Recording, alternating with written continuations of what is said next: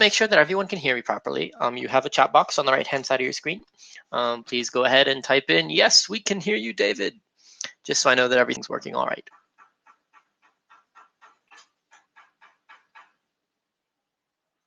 Yes, indeed. Excellent. So we're not going to start like right now. We're going to start in 2 to 3 minutes so that if there are any latecomers, they can join in.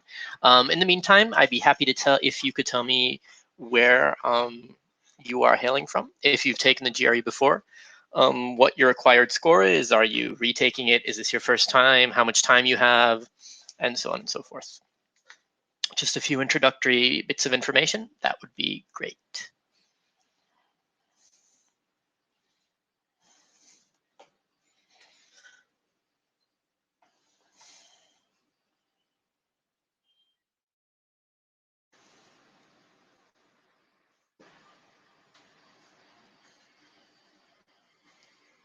Oh, wow, we have a tutor here as well. Oh, that's great. That's absolutely great.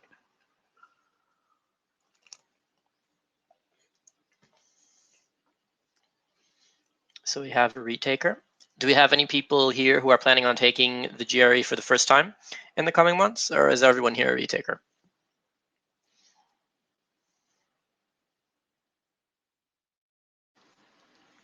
I do try to make these webinars as interactive as possible, so I will be stopping for questions throughout, and the more you participate, the more you will learn, and the better it will be. It'll also help me to sort of focus the webinar for your specific needs. So please go ahead and use the chat box as much as possible.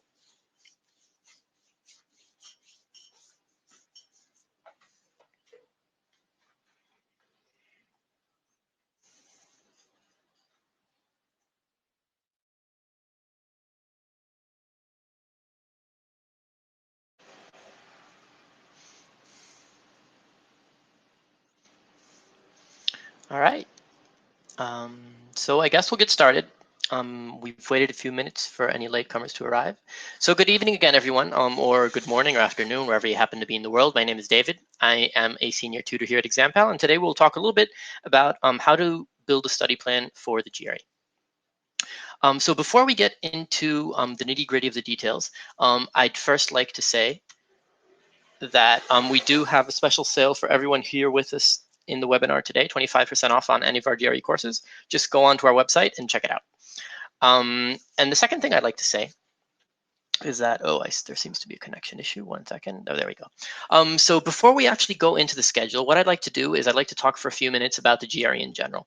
And as some of you may be first-time test takers and may not be familiar with how to approach the GRE in general, what I'd like to offer here is just a few slides, 5 or 10 minutes or so, which discuss how to approach a standardized test. Now, the GRE isn't like a test you've taken in high school or in college before. It is very, very different in several fundamental ways, and that is what this slide is going to show you. It's not just the schedule, sort of what should your study plan be. It should also be how do you go about studying in general for the GRE. All right. And so the first problem that many people find with standardized tests, and the reason that we set up examPAL, we by the way, examPAL was founded by a bunch of essentially prep tutors with between us a few dozen years in the field. And what we realized is that it is very, very frustrating for many, many people to study for the GRE course. And the reason that it is so frustrating is that there are many, many ways to solve each question. And speaking as a teacher who has to stand in front of a class of 30 to 40 students, I just can't reach them all. And some ways will work for some students and they won't work for others. Secondly, one of the big problems in studying for the GRE is that it's really, really ineffective. So one of the hardest things for the GRE, and this is a little bit relevant to the study plan, we'll touch on this later on, is that your biggest enemy in the exam is the time. It's how you can finish the sections on time, and it's not necessarily the difficulty of the questions. So if you were to have 5 to 10 minutes for every single one of the questions you were to see on the GRE, then you would almost certainly solve it. Not always in the verbal, because there it's about vocabulary, but certainly in quant. If you had enough time, you could solve all of the questions. And the problem is that you just don't have enough time. You don't have enough time to read everything. You don't have enough time to understand everything. You don't have enough time to think about everything. And standardized courses are courses that just go over the material in the book and don't address the efficiency issues, the how do you solve questions quickly, will not be well designed to help you prepare for the GRE. And this is when you are building your study plan, when you're deciding which materials to use, this is something that you should keep in mind. Are the materials I am studying with also preparing me for the tactics? So should I use this method or that method? Should I skip this question, or should I try and take an extra 20 seconds to solve it because I think I know what I'm doing? All these sorts of issues are extremely important when preparing for the exam. And therefore, make sure you're using the right materials. So this is a big part of the study plan. And today we're going to talk mostly about the scheduling. Again, I'll just want to pause for a second because a few more people have joined in. I do try to make these webinars as interactive as possible. So if you do have any questions, or you'd like me to focus in on a specific issue, or so on and so forth, please go ahead, type it into the chat box, and I'll do my best to relate to it during our webinar today. Great. So what do? We try to solve all these problems for you, and for the tutors with us here today, because there are a few, I hope that you do the same. And we study all of the different possible ways that you can solve a specific question, and then we show them to you. And this is also something that you should do in your study plan. And again, we'll touch on this specifically later. So how do you review in your study plan? When do you review? What should you review in your study plan? Okay. And just sort of to emphasize these issues of having different ways to solve a given question, what I'd like to do is I'd like to put a question on the board right now. And I'd like for all of you to sort of look at the question, take a minute to look at it, and I'd like for you to solve it. And I'd like for you to write the answer into chat. But much more important than actually writing in the correct answer into chat is that you write in how you went about getting to the right answer. So what did you do in order to solve this question? So please go ahead. I'm going to put a stopper on for a minute or so, and type both the answer and the methodologies that you use to get to that answer into chat.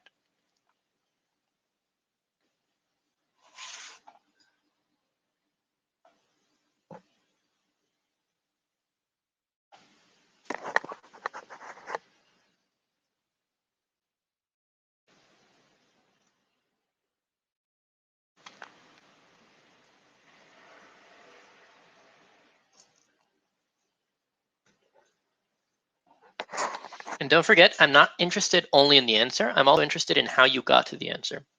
Right? We're talking about the study plan, and a study plan consists of two parts. It consists of the schedule, sort of what do you do each day, but it also consists of what do you do within that time, sort of what do you build your schedule out of? What should you focus on in your schedule?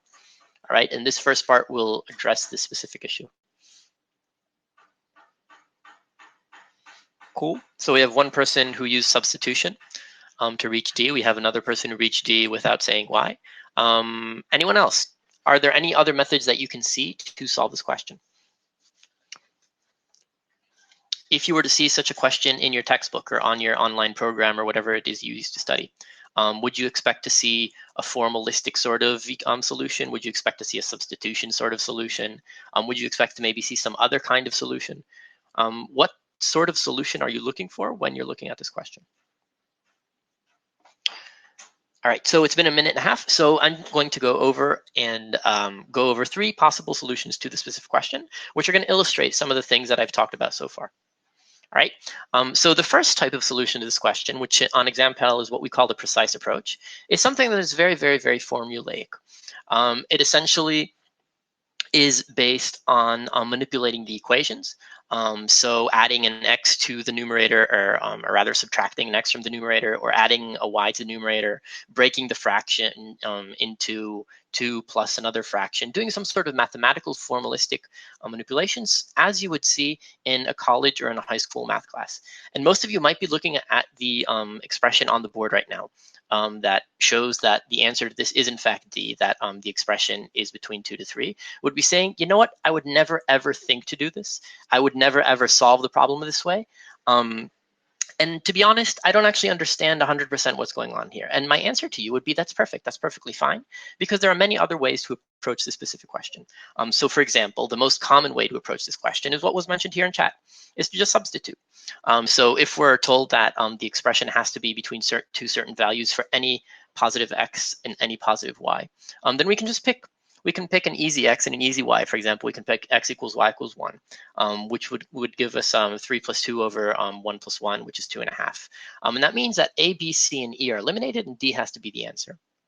And the important thing to notice about this specific solution methodology, which in our system we call an alternative methodology, is that we don't actually understand why the correct answer is D.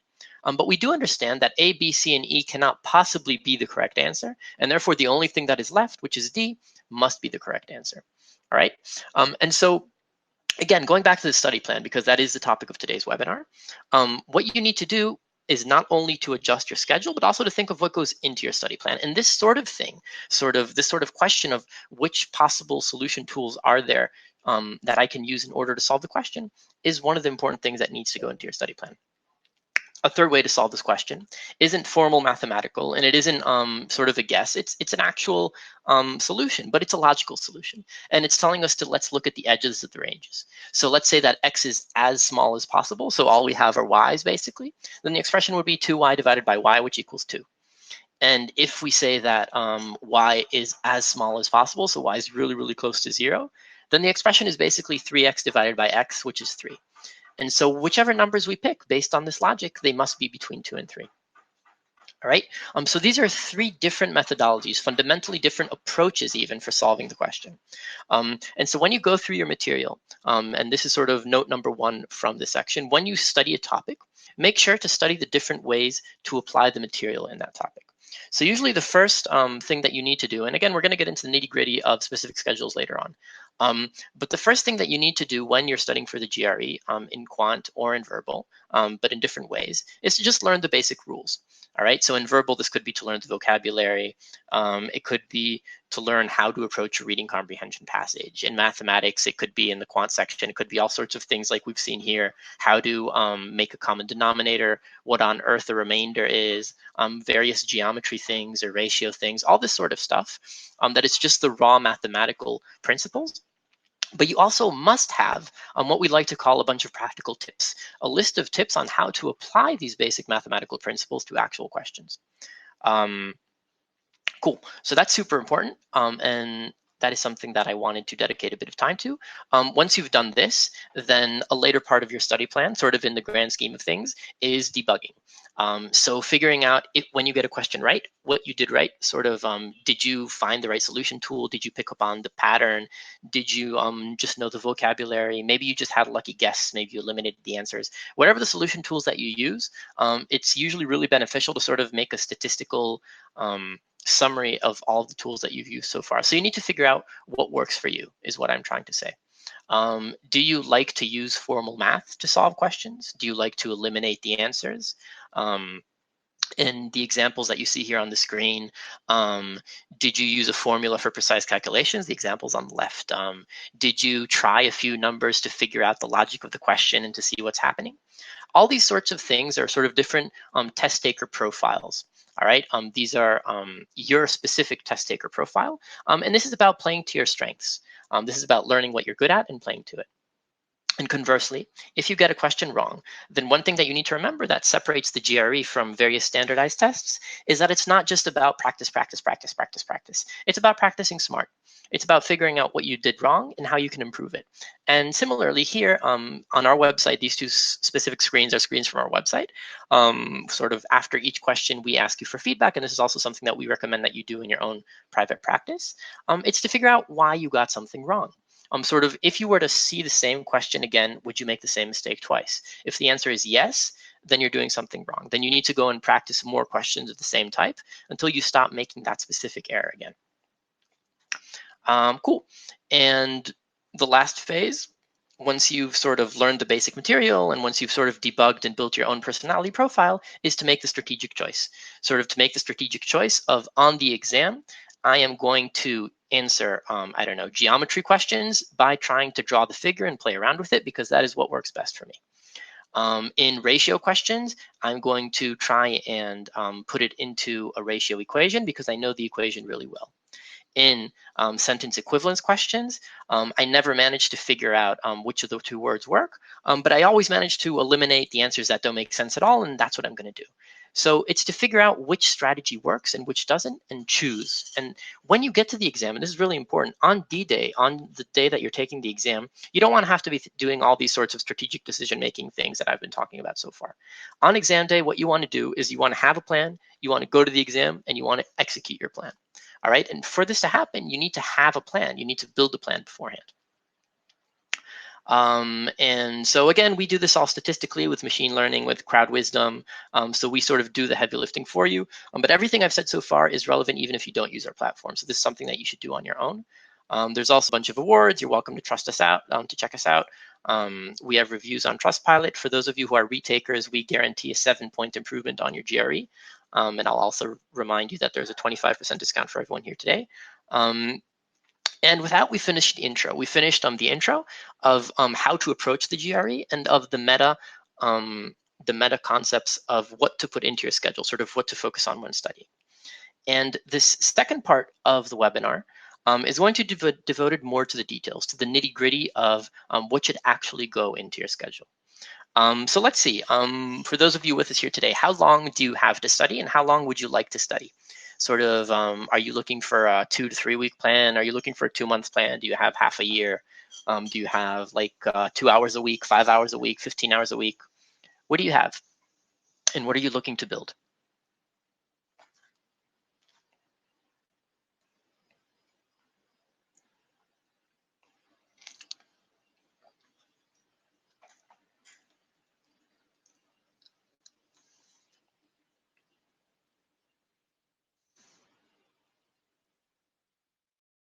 Mm-hmm. So we have 1 month, a person with 1 month who needs a 320 or so. What else?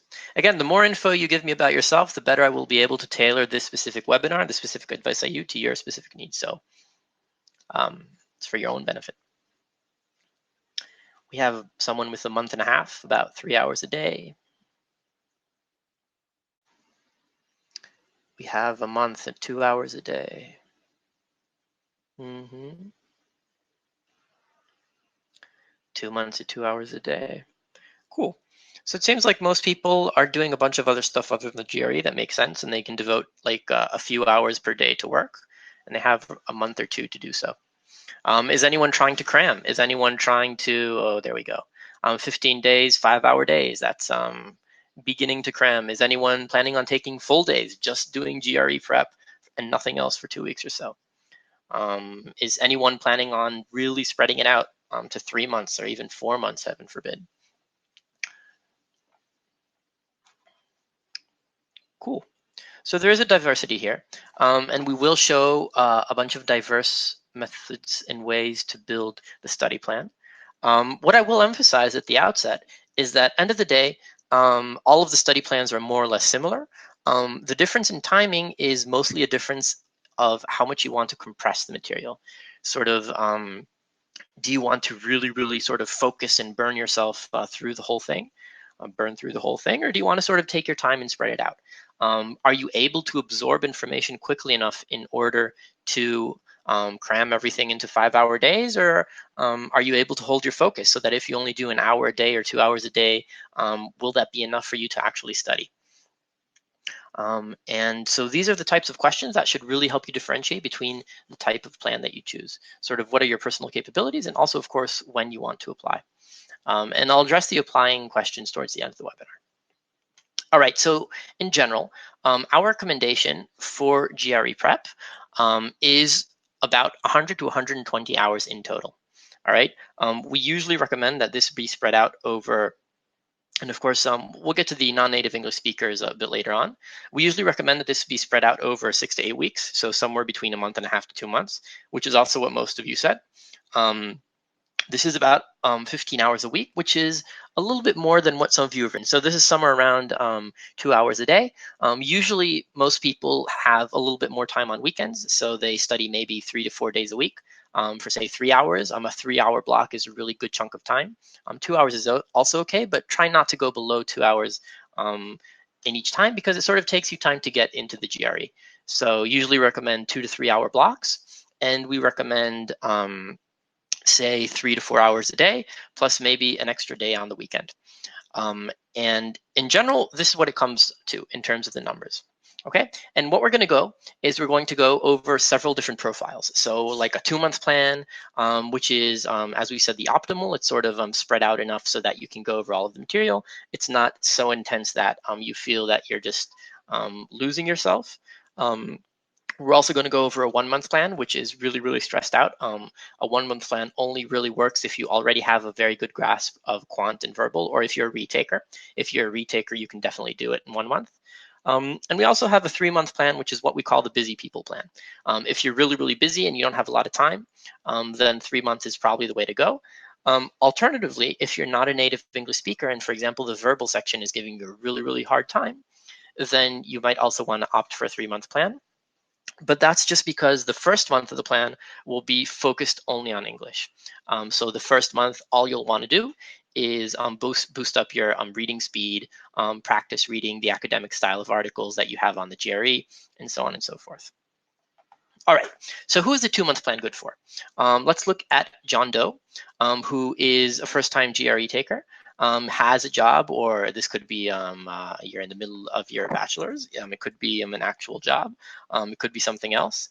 But who has other things in life. He has relatively good English skills, especially on the GRE, so you won't have to focus for a very large amount of time on learning new vocab and so on and so forth. And he can just sort of follow the standard GRE plan.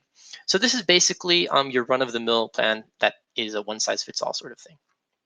Okay, and what do you do? So the first 2/3 of the plan, more or less, is basically subject review and practice, which we like to divide into 2 parts. So first of all, you'll need to make a list of all the GRE topics. If you're using a reference book or a textbook or whatever, then use that. We, of course, have a list and a trail of subjects all set up for you already on our website. So you can also just set up a free account and see the different topics that we recommend that you study and the order that we recommend that you study them in. And after that, you need to create 2-day mini schedules for each topic. So what are the different topics? What are the different things that you need to learn in each topic? And again, relating back to what I said at the start of the webinar, this is divided into 2 parts. So the first part is the fundamental material. So in verbal, this is mostly about the vocab, but also about a few other things. And in quant, this is just about all of the basic mathematical formula and rules that you need to learn. But the mini schedule also needs to include the practical tips, sort of how do you approach specific questions. Okay, and this is what this next slide is about. So the 2-day topic mini schedules, the first day, we recommend that you review the fundamental material. This is just the rules and so on and so forth. You make a nice summary of it. You make sort of a mnemonic page if there are all sorts of various, I don't know, triangle properties that you want to remember, or powers of 2 that are useful to remember, all this sort of thing. And the second day is you actually apply all of this material. And it's important to separate the 2 things. They do, of course, go hand in hand, but it's important to, on the one hand, make sure that you study what you need to study, and on the other hand, you apply things. Because, again, there are different ways to solve the GRE questions, and you need to figure it out. And the slide also talks a little about reviewing mistakes. I'm not sure, I don't think I want to talk about it now. I want to talk about it later on. Let me ask for a moment. Oh, I see I have a few questions in chat, but let me ask y'all for a moment. When you review questions, so when you get a question wrong, how do you usually approach it? How do you usually sit down to debug? Do you read the official answer? Do you try to write it down again in your own words? Sort of what's your approach for debugging your mistakes? This is important enough to talk about, so I'd like to sort of take 5 minutes to just discuss this specific issue. And to just address the questions that are in chat for the moment, I will address retakers later on. And for the person who said they're nervous about the quant, we can discuss later on towards the end of the webinar exactly what you're nervous about. All right, so again, when you get a question wrong, this is a question and I would appreciate if you could type your answer into chat. What do you do when you get a question wrong? How do you try and figure out what went wrong? How do you try and debug your mistakes so that you can improve on them? What do you do?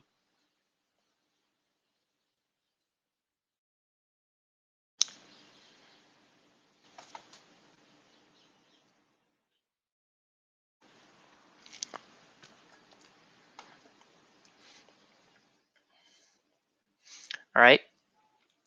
People are saying they try to practice the question again, and they look at the solutions to see if they still don't understand what to do. Redoing the problem using the suggested solutions, rephrasing it in your own words. These are all good things to do. keep a list of mistakes that I'm making topic-wise. This is extremely important, and it's also something that's written on the slide, and something that I want to emphasize.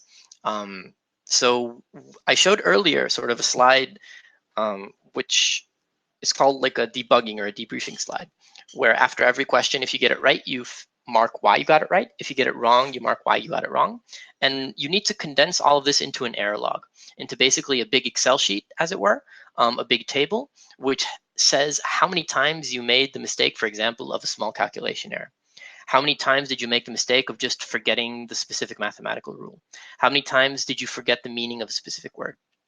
All right, and all you really need to do is you sort of mark a little tick whenever you make such a mistake. And as time goes by, you really have a statistical overview of your own performance. And this is what reviewing mistakes is all about. It's about sort of assembling your own personal statistics of what you did right, what you did wrong, and then updating your tips appropriately. And this is why the topics are divided into two separate, distinct parts. So one part is just studying, and the other part is reviewing and learning and updating. And again, this is, I mean, the reason I'm talking about this is that you just won't get to the score that you want to get to without doing this process on the GRE. All right, so this is a 2-day topic mini schedule. And you'll need to make sure that you divide your time. We recommend, again, a topic every 2 days. Have a daily reading and vocabulary routine, especially on the GRE.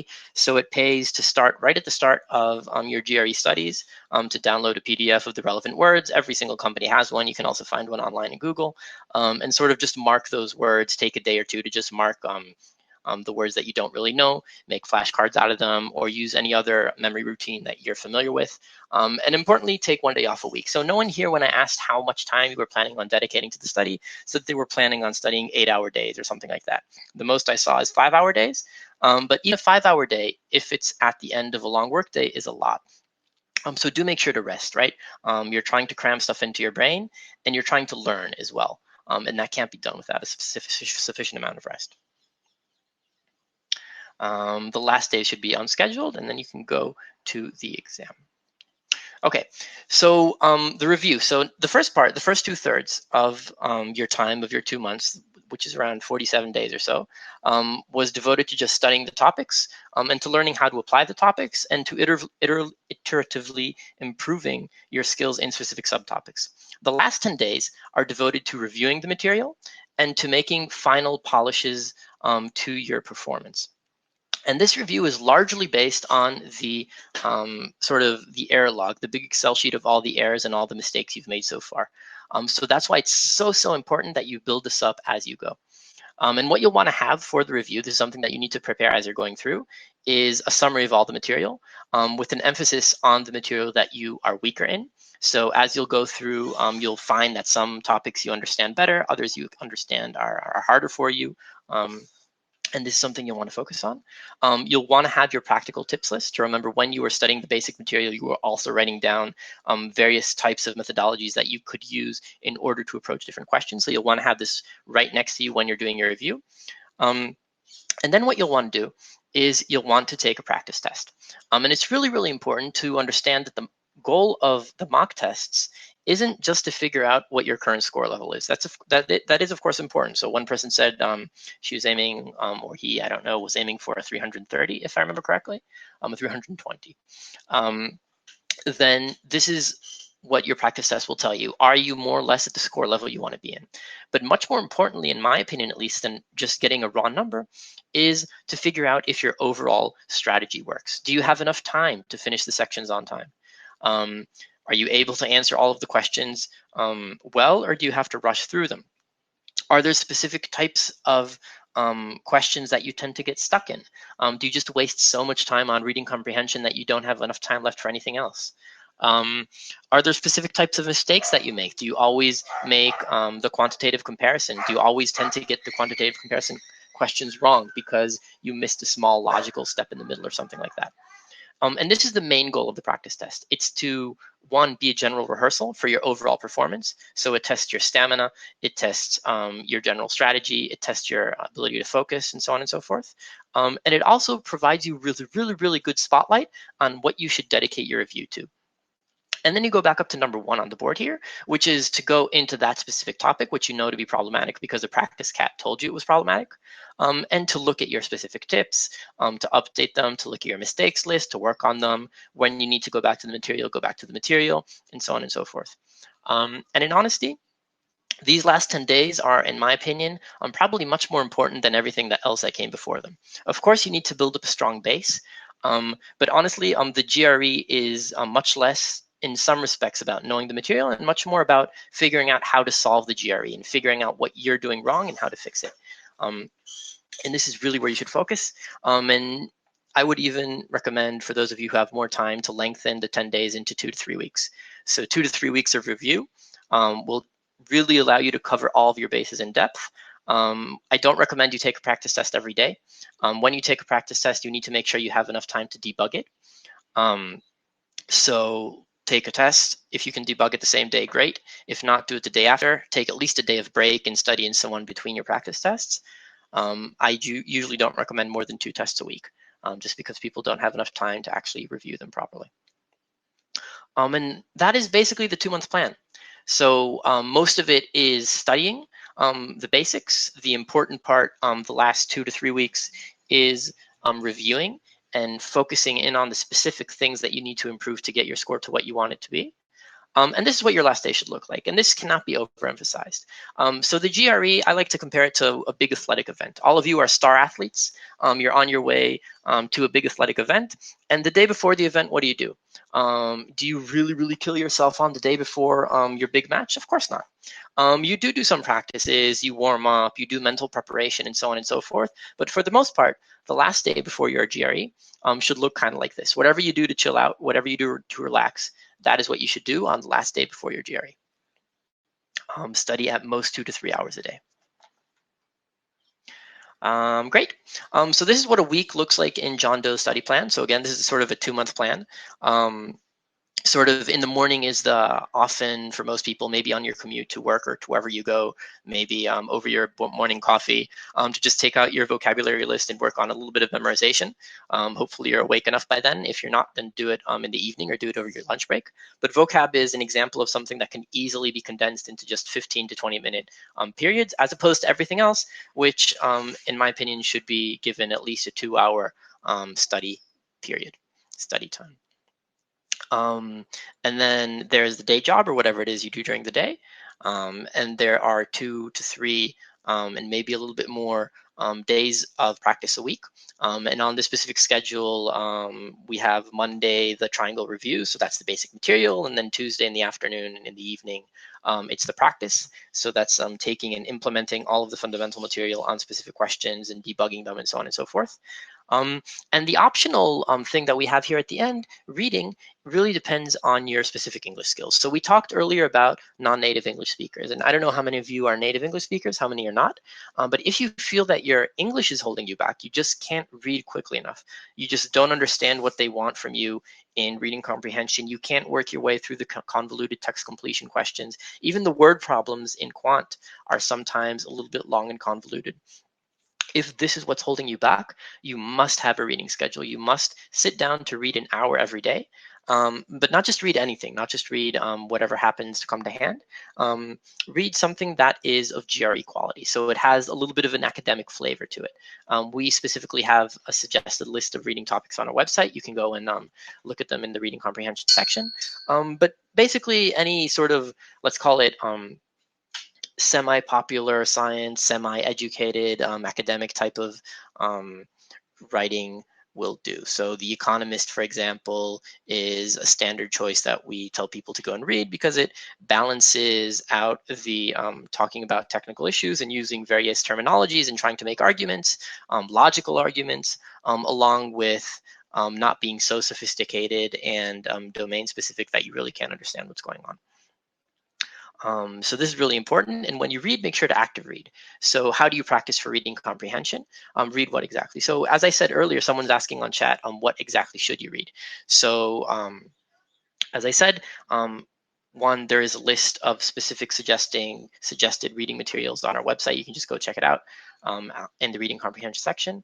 And the general idea is you want to read things that are of GRE quality. So if you have no idea what to do, just go and read reading comprehension passages. Don't bother trying to answer the question. Find reading comprehension passages online for the GRE and sit down and read them for an hour. And when you're doing this, what you want to practice is active reading. You want to ask yourself, why is the author bothering to write this down? What is the argument that the author is making? Who are the main players? What is the supporting evidence? What is the contradicting evidence? Is the overall tone positive? Is the overall tone negative? So you're trying to think as you read. You're practicing not only just the reading, but the comprehending. And that's really, really important. So again, this is a must-have if you're not a native English speaker. If you are a native English speaker, it's recommended, but it really depends on you. Great. So that was the 2-month plan. And before we move on to the 1 and the 3-month plan, which is, as I said, are basically the same thing, but really, really squashed together or really, really spread out, let's take a few minutes to talk about retakers. So what should you do if, unfortunately, you get to the point where you have to retake the exam? And the general rule is that you're going to have to usually do it all again, but better. And this doesn't necessarily mean that you need to really start from the basics, though that is recommended. It means that you need to figure out what was holding you back. So if what happens usually, let me sort of explain what usually happens when you're retaking the exam and you go through the fundamentals. Say you've learned all about number properties. You've learned how divisibility works, you learned how factoring works, you learned how prime factoring works. This is on your first time through the GRE. You went and you solved a bunch of questions. You more or less know what's going on. You don't 100% get it, but you continued on because you ran out of time. And then you reached the end of the course, you did a review, you took the GRE, you didn't get the score you wanted, and you realized that one of your big problems was that you didn't actually understand number properties correctly. So then what you need to do is you need to go and you need to repeat the fundamentals and really read through all of the number property material in this case. And what you'll see is that the second time through, you notice a lot of things that you didn't notice the first time. And you'll notice a lot of connections between the different parts of the exam that you didn't know were there before. All right, so if you're a retaker, you need to identify those areas that you're weak in, and you need to really repeat the fundamentals in those specific areas. Excuse me. The second thing you do, and this has been a theme throughout the entire webinar, is to learn from your mistakes. Don't make the same mistakes twice, otherwise you're not doing anything. You're just banging your head up against the wall. And in general, we like to separate mistakes into 3 separate categories. Category number 1 is I just didn't know the material. I was looking at a question, I didn't know the words. I was looking at a math simplification thing, and I didn't remember the equation, the identity of a square minus b square equals a plus b times a minus b. I just forgot. I didn't know it. I didn't know what a 30, 60, 90 right triangle is. I didn't know if a rhombus has parallel sides or not, or equal sides, or what's going on there. I just didn't know it. If this is the type of mistake that held you back in question, then the solution to this specific mistake is to go back and study that specific material. Unfortunately, many of those mistakes aren't actually of this type. They're more what we like to call silly mistakes. And what is a silly mistake? Silly mistake is when you know how to answer a question, but you just forget a plus along the way. You forget a minus. You answer the wrong question. This is really common in verbal. When, for example, in reading comprehension, you pick an answer choice which is correct, but isn't actually answering the question that you were supposed to answer. You were unaware of a specific piece of information. In quantitative comparison, for example, you assumed something about the number that you shouldn't have. For example, maybe you assumed that it was an integer. You assumed that it wasn't 0. You assumed that it was positive. All of these types of mistakes are silly mistakes. These are the hardest types of mistakes to solve because they are usually caused by lack of time. They're usually caused because you had to rush through a question. And so you just skipped over something, or you forgot something, or you were really, really hasty and you couldn't recheck or double check your work. And there's 2 ways to approach these types of mistakes and to try and solve for them. Way number 1 is just to practice lots and lots and lots until things become really, really, really ingrained within you. They just become a habit. Sort of solving GRE questions becomes a habit, and then you stop making these mistakes. And this probably isn't going to work for everyone just because it takes so much time. And the other way to avoid silly mistakes is more strategic. It's a question of learning when to skip a question, of learning when to cut your losses and to move on. And so when should you do this? And so the general rule of thumb that we've seen that works best with students is if, when you're looking at a question, within 10 to 20 seconds, you realize you have absolutely no idea whatsoever what to do in that question, that is a very, very good sign that you should let the question go, flag it for review, move on, and if you have time, come back to it later. No more than 10 to 20 seconds. If you think you know what to do in a question, but you just need that extra 10 to 20 seconds in order to finish, so say you've been working on a question for a minute and a half or so, and you're pretty sure you're in the right direction, you're almost there, but you just need that little bit of extra time, then take that extra time. All right, and the balance between these two types of questions, questions that you skip and questions that you allow yourself to take a little bit more time in, is what usually helps to solve most of the silly mistakes. And again, this is what you need to do, for example, when you are doing your CATs, when you're doing your Power Prep exams, the free practice exams that come with the GRE. These are the types of things that you should test. How is my overall timing strategy? All right. The third type of mistake is a little bit more rare, and this is usually only at the high ends of the GRE, is something along the lines of I used the wrong strategy. So I could have solved the question in this really cool shortcut, but instead I took the long road and wrote down a bunch of equations and got confused and then got everything wrong. Or I missed something very specific in the passage again, or I could have approached the text completion by comparing the answers instead of by trying to figure out each blank on its own. All these sorts of tricks and tips that you learn along the way, and they relate to what we talked about at the start of the class, which is when you're studying, make sure not just to study the basic material, but also all of the different approaches. And then you can pick the approach that works best. Okay. So that is the most important. These are the most important things to say about retakers is one, repeat the fundamentals because you'll see things that you didn't see before. And two, make sure you're focused in on what you got wrong and what you should do better. So 30 days. Why are we against a 30-day program? Because this is what you usually look like if you're trying to attempt to study everything within 30 days. And nobody wants to be in this situation. But if, unfortunately, this is you, so for example, you just don't have a choice, you have to take the GRE in a month because that's when your deadlines are, because maybe you're going on vacation or something like that, you don't have time. Maybe you just have a free month. You're not currently working, you're not currently in school, you're not currently doing much of anything, so you have the time to study and you want to do it. And if you are a native English speaker, and your English is very good, or if you're a retaker. These are the only cases in which it is relevant to try to prep for the GRE in 1 month, in my opinion, at least.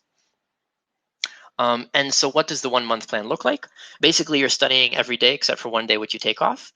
The 2-day mini topic, which we showed before, where we said day 1, practice the fundamental materials, and day 2, try to review the questions and see the mistakes and the practical tip lists and so on. These get condensed into 1 day. And again, if you're a retaker, then your life is a little bit easier because you probably won't have to go over everything. You'll just have to go over part of the things. But at any rate, it's as I said, it's just more or less the same idea, the same things that you need to do, but squashed.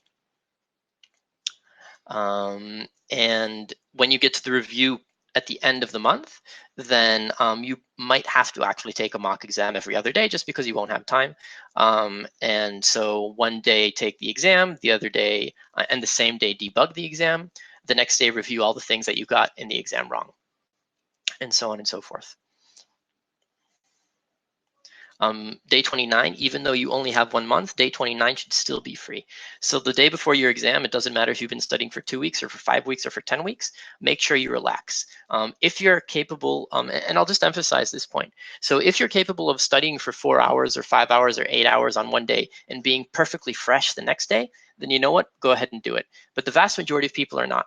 For most people, if they sit and study for a full day, and that is usually sort of what's common, to do an all-nighter before an exam and all this sort of thing, that just does not work on the GRE. It's a very bad idea. You want to be fresh on the GRE. So do whatever you need to be in order to be fresh on the GRE. And then take the exam. And so this is sort of just a practice, an example study plan. Basically, every single day is study. And so when should you take a 90-day exam? When can you allow yourself to take this sort of schedule and spread it out into 90 days? And so the reason we usually don't recommend for people to do this is because you just forget. If you study something in the first week, then by the time you get to the end of the 90 days, some 10, 11 weeks later, you probably won't forget what you've done. And that's just a complete waste of time on your part. And this is why we don't recommend it. But sometimes you unfortunately don't have a choice. You're very, very busy. You need extra help with your English. This is the first time and you're a little bit nervous.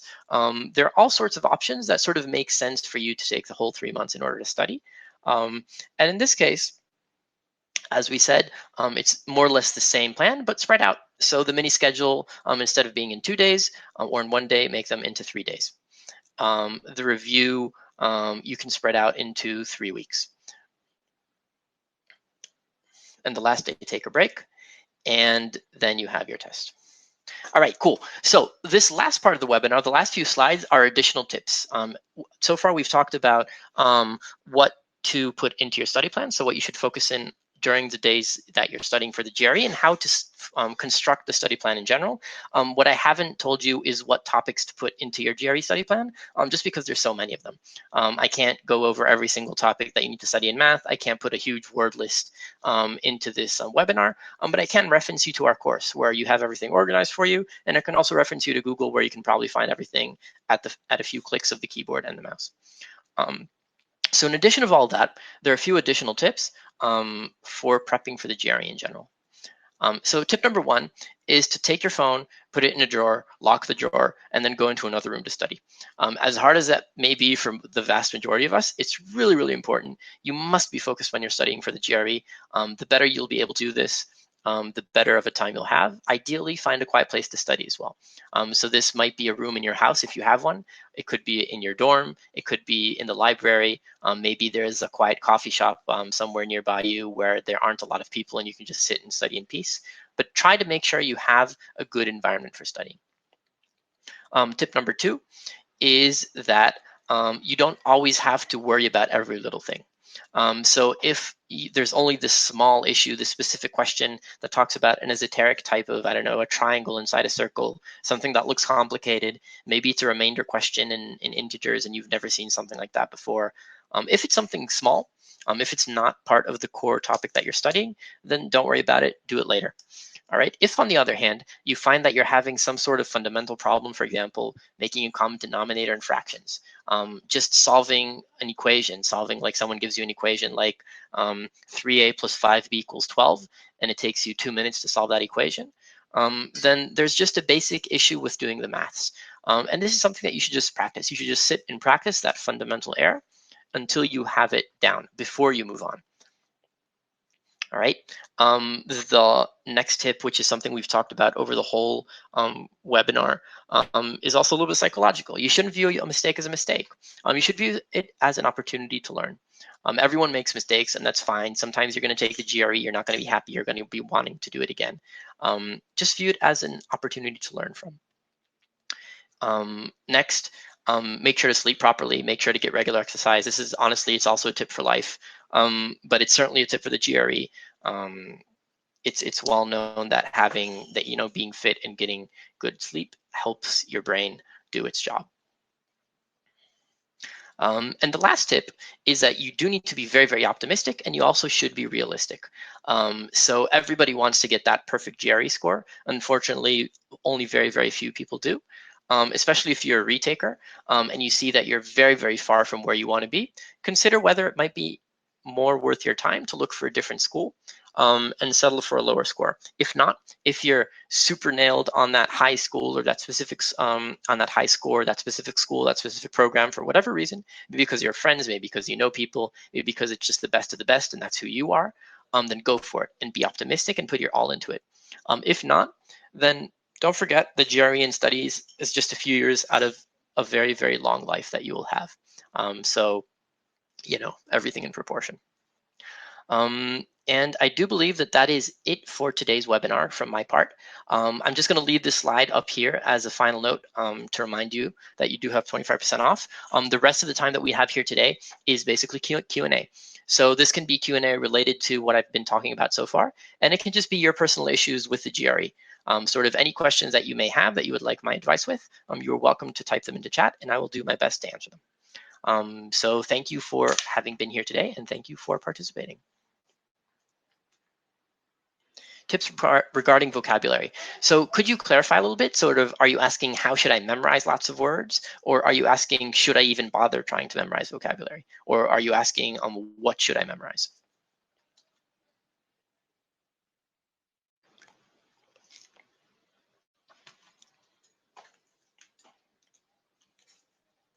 Both for you. So which words you should memorize? As I said, there are, we provide a list of vocab words to memorize. You can also just go on Google and you'll find them all. The thing with vocab is that you really can't do it all. You can't sort of take the entire dictionary and stuff it into your head. It doesn't work, unfortunately. It is necessary to memorize words. What is one way to do so? The most common way to memorize words is either with flashcards. So for example, you write your specific word on one side, and then you write the definition of the word and a sentence with that word in it on the other side.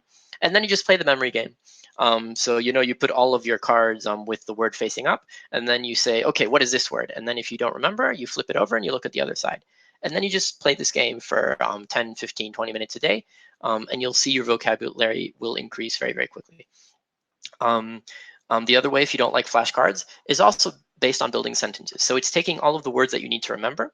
And again, look for lists online. Don't try to build this word, sort of a word list by yourself. Just look for a word list online and add to the list specific things that you see in practice GRE exams, words that you didn't know. You should especially focus not on reading comprehension, but on sentence equivalence. Because the words in sentence equivalence are often all about nuances and they're very, very subtle. So one of the really big difficulties that people have with the GRE in sentence equivalence is just the subtlety of difference between the different words that you need to know. And the way to get around this is just to build sentences comparing the words. So if you have, say, 2 to 3 words which are synonyms to some extent, sort of they're a little bit same but a little bit different, then what you want to do is you want to put each of them into a sentence. And you want to practice putting them each into a sentence and write down what the differences between the sentences are. Alternatively, you can take one sentence, put all 3 of the words into that sentence, and then ask yourself, what is the difference in the sentence? So if I put this word instead of that word, what will change? And these are common ways to memorize words. Again, how much you should memorize, what should you memorize? This is a little bit up in the air.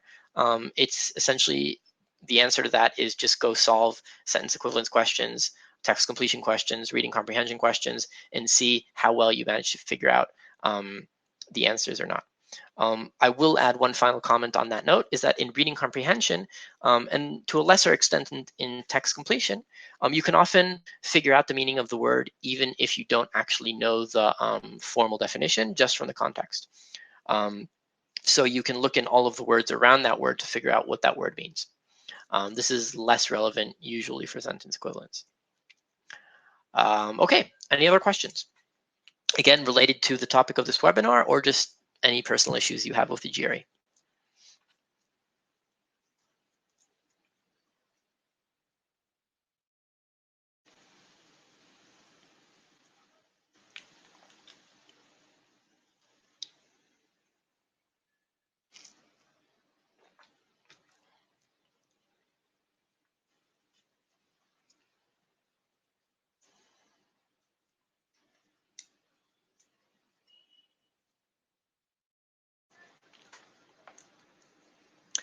Do you recommend a formal error log where I revisit a question for the next day and 3 days and 7 days if I originally got it wrong?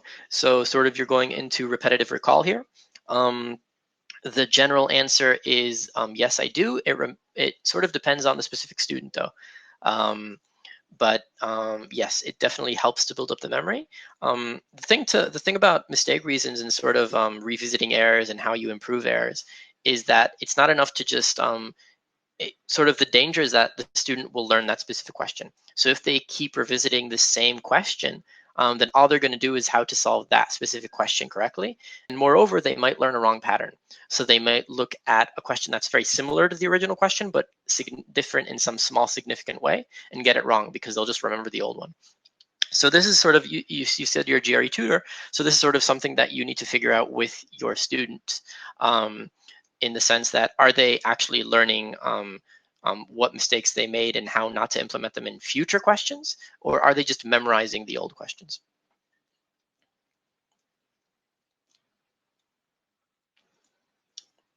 Any other questions?